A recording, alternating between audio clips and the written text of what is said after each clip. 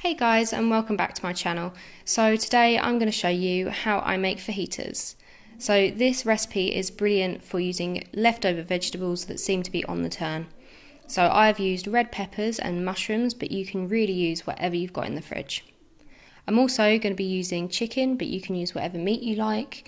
So I'm just going to cut it up into strips. So you're going to want to add some oil to a pan and heat that up a little bit. Once the oil is heated through, you can add your chicken. Coat the chicken in the oil and then add the fajita seasoning mix. We use the powder, but you can also buy it in a jar with sauce. I just find that the powder's a lot cheaper and it tastes just as delicious, if not even nicer. So as our pan is quite old and there's no non-stick left, I just have to add a little bit of water so that it doesn't stick to the bottom. So as you can see, I've got the chicken bubbling away nicely. It is virtually cooked. So at this point you can add your vegetables. So I've got my mushrooms and my red peppers, and then out of the freezer I'm going to get my frozen onions. I've made a video on how I freeze my onions, so I will link that below. So just keep mixing this all up. I add a little bit of water to get everything going, and then just pop the lid on and let it cook through.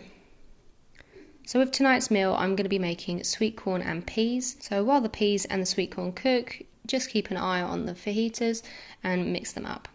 This takes about 20 minutes to cook and it's all done.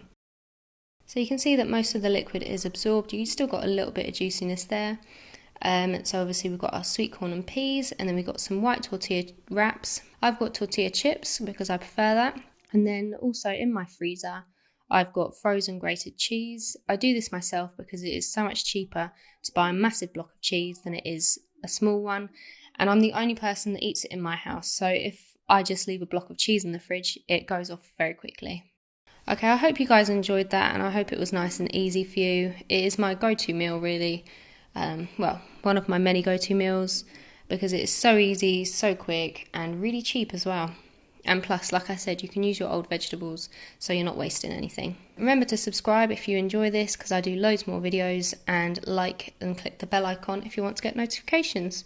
I'm also over on Instagram, so you can follow us if you click the link below, or my name is @TheEvyWells, and I'll put that in the description box for you. And I'll see you next time. Bye guys.